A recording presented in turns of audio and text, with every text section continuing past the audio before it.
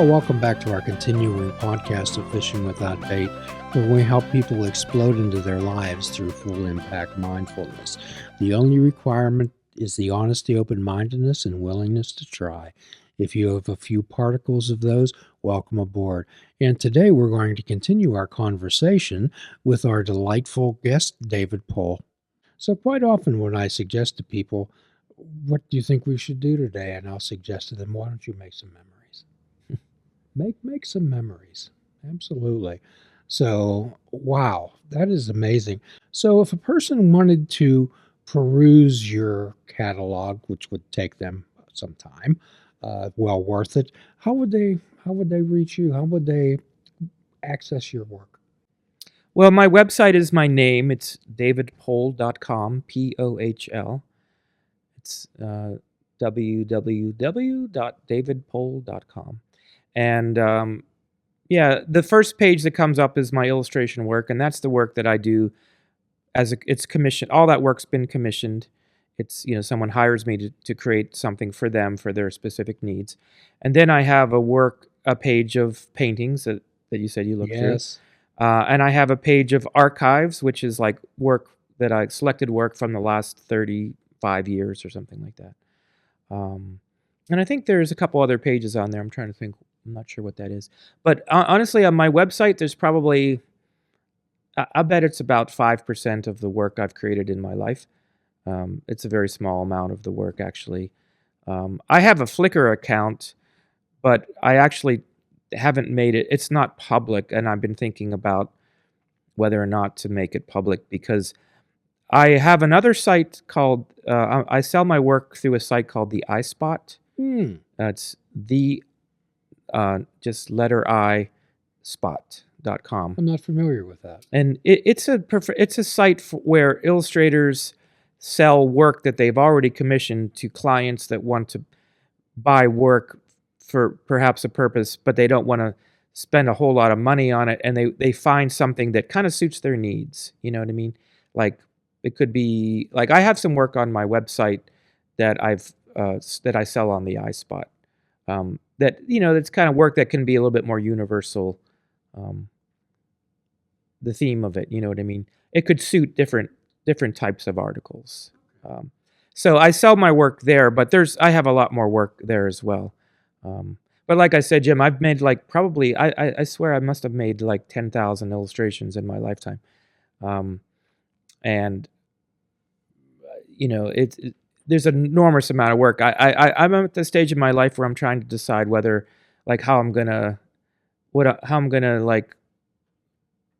kind of trying to figure out, well, how am I going to archive all this work? I don't want it to disappear when I'm gone. A lot of it, unfortunately, is all digital. And then I have a lot of photographs. I have slides. I have 4x5 transparencies. I have all these records of the work, but they could easily just be thrown away or discarded. Or I think about that all the time now. You think about what your legacy is going to be? Yeah, I'm at that stage where I'm thinking about, what is my legacy as an artist? Well, when you have somebody that you might want to display your art in perpetuity, generally you have to have someone to pass this on to who's going to be as interested as you are in exposing your work. Right. I think I have to decide which of my nieces and nephews is going to be the one who I do that with. I give that. It's a kind of I don't know. It's almost like I feel like sometimes like it's a responsibility, or it could be. I don't want it to be a burden on anybody. You know what I mean? I don't want it to be a burden. And then there's part of me that I just feel like when I'm gone, I don't care. Well, you don't care in the moment, but however, you can continue to influence and inspire future generations. Yeah, this got off into a weird place that I didn't think I'd go to, but it's interesting. Yeah, I think preserving your legacy, because it matters to people. You have a lifetime of work that you just don't want to disappear. And I yeah, I mean, in the piece that you bought, and I'm, that piece is it's very it touches people. I've had a lot of people reach out to me. I actually, I made prints of it because people reached out to me about it. The first time I saw it, I said, "This is just absolutely perfect at the display of empathy." And it's I haven't I bought a frame, but then naturally my tendency to procrastination was always tomorrow. Tomorrow I'll put it up, and I have it ready to go, and for my daughter. Yeah, I always think I have to start selling framed prints because I'm the same way. I have lots of prints, and it's easy to buy something and then it takes forever to frame it. I have a bunch of stuff I've been meaning to frame for years and years, and it's just not framed. Okay. So what's some of your favorite work? If you had to make, I know this is pretty tough, but if there's 10 things that you'd like to put out there that would represent David Pohl, what would some of them be? Well, I have two pieces of work that don't exist anymore because they were created for the Mattress Factory Museum on the north side, which is a museum of installation art. And so that work is, it's an installation that's site specific, and it only exists for a certain amount of time. It could be 6 months or a year or 3 months or whatever, however long the period this shows up. But then once it's gone, and the work, it ceases to exist. And it only exists as a document, at the documentation of the work. But there were two pieces I did at the Mattress Factory. The first one was in 2001. It was right after 9/11. And I created a kind of a meditative space using record players. So it was a sound installation. It was kind of I wanted to create a kind of a religious experience in the room, or spiritual experience. I wanted to create a space where people could go and just kind of like either meditate or just kind of like find some meaning, just connect to to themselves. And sometimes, so what I did every day was I had these record players. I developed this thing where I would put an object on a record, and when you put something on a record, the needle hits it, it's going to skip, and it just creates a little skip. So I physically set up these sounds that I thought worked together. Every day I would go in there and I put on different records, and so every day the piece changed. It wasn't ever the same piece every day. It was always different. And I started with the room of record players, and then every day I went in. And the show was up for about, I think it was up for 3 or 4 months. From like, opened in late September, it was up through maybe December. And so I brought in a piece, something like I made an offering to the space every day. So I brought something in. So it was just kept growing with objects in it. And if you go to the Mattress Factory website, if you're curious about it, that piece is called Mantra. Mantra. Mm-hmm. And that's one of the pieces I think that I just feel like was one of the pieces that really did it all for me, And then I was invited back in 2018 for their 40th anniversary. And I did another piece where I used that same idea where I made the loops with the record players, but this time I filmed it. And then I made a 4-walled room of video projections where there were 4 videos on each wall. Wow. And it created this kind of space. And then in the other space, I created like a room that was, it was about Eric Satie. Do you know Eric Satie? No, I do not. He has a piece of music that I'm sure you know. It's called Gymnopédies No. 2. And it's a very short piece of music, maybe only a few minutes long, and it's just a piano piece. And you've probably heard it in films, and I think it's one of the most beautiful pieces of music ever written. And interesting, when I had my concussion I was telling you about, I was so overstimulated. I was really struggling, and I listen to music every day, but I couldn't listen to music. It was anything that had too much information in it. It was too much for my brain. I couldn't deal with it. But I could listen to this Eric Satie piece.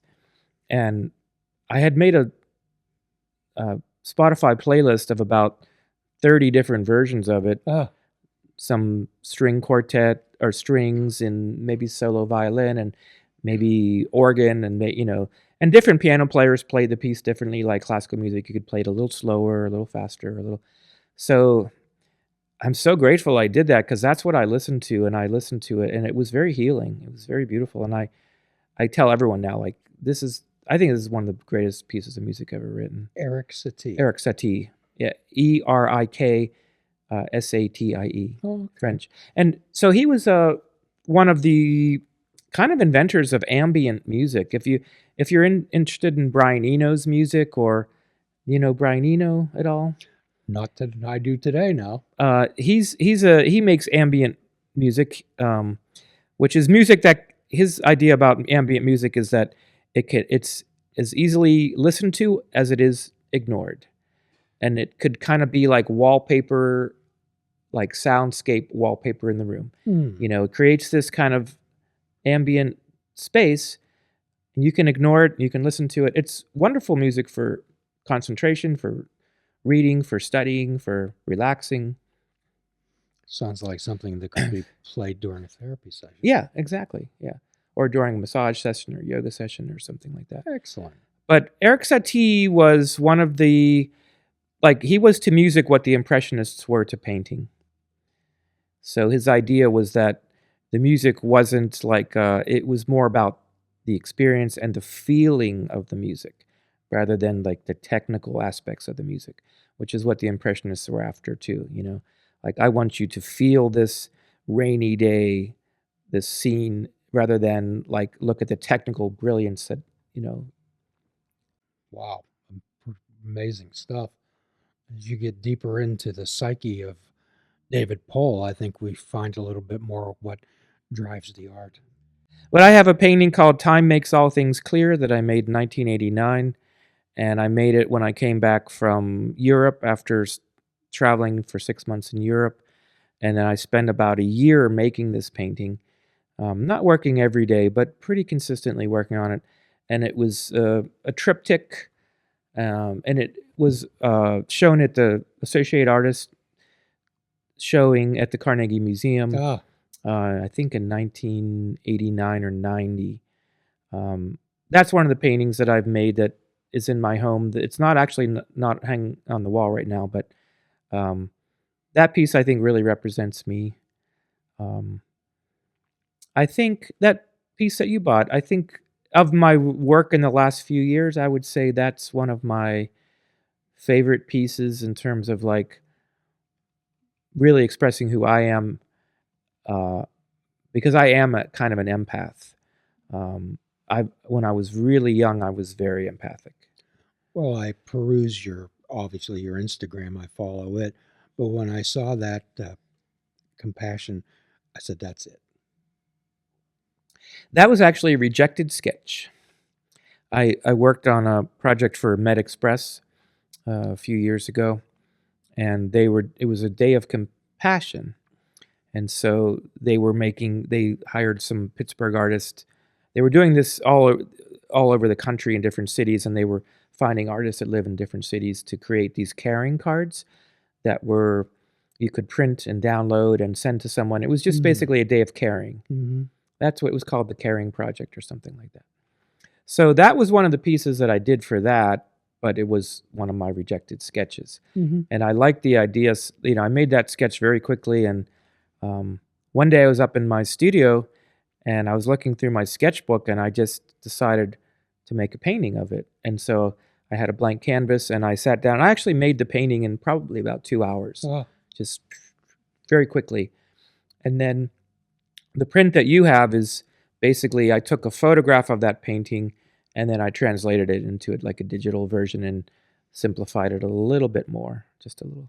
Well, I think not only that the simplicity of it conveys much. Yeah. Well, thank you. I mean, I think that simplicity is always it's what I'm after right now at this. My work is really about, I'm trying to get to like, how can I say something with the economy of line and shape, and like, what's the simplest way I can say this, and like take out things that aren't needed. Like, it doesn't need to be I used to be a maximalist when I was younger. Like I used to call myself a maximalist. Like now I'm kind of a minimalist, like in terms of the work. I want to, except for my paintings, which you were saying, they're kind of maximalist again. I love those things. They're busy, most of them are fairly busy. I really enjoyed them. I'm going to explore some more of them tomorrow. So if you had a message out there to human beings that listen to this podcast, given I think you have an idea of the type of audience that we have, what would be a message out there that you'd like to convey to people, David? Well,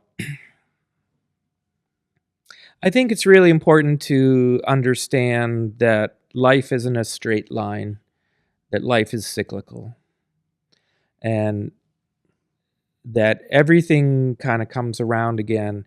And so, like, just in the simplest way of like what you put out there comes back. And you can make mistakes and you can really fuck up, and it's going to be okay because you can correct those mistakes. And sometimes when you think you've mastered something or you think you've gotten over something that you've been trying to deal with your whole life, it takes a few, it takes a couple, nothing is straight. Like sometimes it's like, you're trying to do something and it comes back. I mean, my father was an alcoholic. He was in the 12-step program. And I kind of went on that journey with him when he quit drinking, and we talked a lot about that, and we both kind of went. And there were times in my life where I definitely was like overdoing it with drugs, with alcohol, with lots of things. And if you are trying to quit anything that you don't think is good for you, it's not easy, and it doesn't always happen in the time that you want. But that's what I mean about like cyclical things. I know addicts, I know people that they fall off the wagon. Mm-hmm. They fall out of recovery. But it doesn't mean that you can't get back on. The door is always open for people. In the 12-step world, we don't shoot our wounded, David. Yeah. There's always pros. And what you're talking about is, I think we'll kind of end with this tonight, is one of my favorite Buddha lines. It says, no matter how dark the night morning comes, no matter how cold the winter spring comes, when you feel despair, know that the wheel keeps turning and joy will come. Yeah, that's beautiful. Yes, I have that up on my wall in my office down in East Liberty. So Mike, our producer, will put the links for all of your websites up on our link, and we'd love to have, if you could, maybe give us some representative digital copies of what you have so we can put it on our website. So what we like to have is to have some tangential type of things that people can look at rather than words. Yeah, I mean, art is it has to be seen. Yes. You can talk about it, but until you actually see it, it's pretty hard to imagine what it looks like. Well, we have a platform. I think you have a bigger platform. But however, what we want to do is showcase people. We want to showcase talented people. I appreciate that. Right out there. So at the end of every podcast, David, we have a free prescription, and that's fruits, nuts, and vegetables. Unplug your television and take up fishing. And for a truly mindful experience, we suggest that you fish without bait. Do a kindness for yourself and do a kindness for another. Forgive yourself and forgive another. If we're all not the Creator's children, then none of us are. Till all are free, none are free. Namaste, my friends. Please check out our website at fishingwithoutbait.com, where you can listen to the show, comment on our discussions, and find out where you can subscribe to our podcast. If you're interested in flying the colors of Fishing Without Bait, click the shop icon on our website. We have clothing, mugs, cell phone cases, and so much more. Show the world that you fish without bait. This show is a member of the Sorgatron Media Podcast Network. Find out more at Sorgatron.